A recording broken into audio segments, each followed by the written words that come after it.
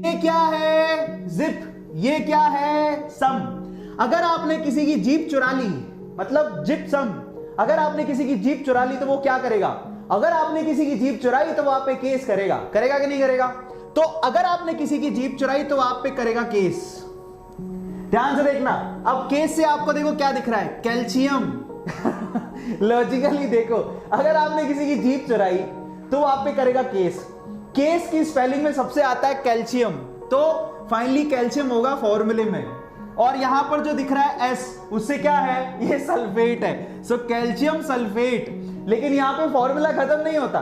दोबारा बोलता हूं, अगर आपने किसी की जीप चुराई तो जीप चुराने वाला आप पे करेगा केस, और केस करेगा तो केस की स्पेलिंग में सीए पहले आता है, फिर आता है सल्फर, सल्फर का सल्फेट, तो कैल्शियम सल्फेट। अब यहां पर देखो मजे की बात, डॉट लगाया। somebody is laughing, मजेदार है ना? चलो तो याद हो गया। अब यहां देखो सम।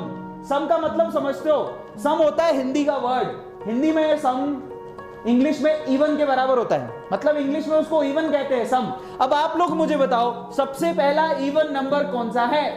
सब लोग बताओ सबसे पहला इवन नंबर कौन सा है? सबसे पहला इवन नंबर कौन सा है?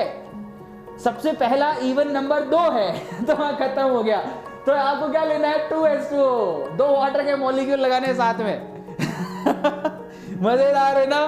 दोबारा बोलता हूं, देखो जीप, अगर आपने किसी की जीप चुराई तो केस करेगा, केस से कैल्शियम सल्फेट आ गया।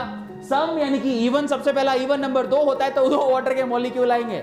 सबको समझ में आता है? तो ये हो गया हमारा जिप्सम, है ना? ओनली वन, नो लॉजिक, दिमाग नहीं लगाने का, एंजॉय करने का। चलो सो अब देखो यहां पर हमारा जिप्सम हो गया। अब जिप्सम और प्लास्टर ऑफ पेरिस को साथ क्यों रखा?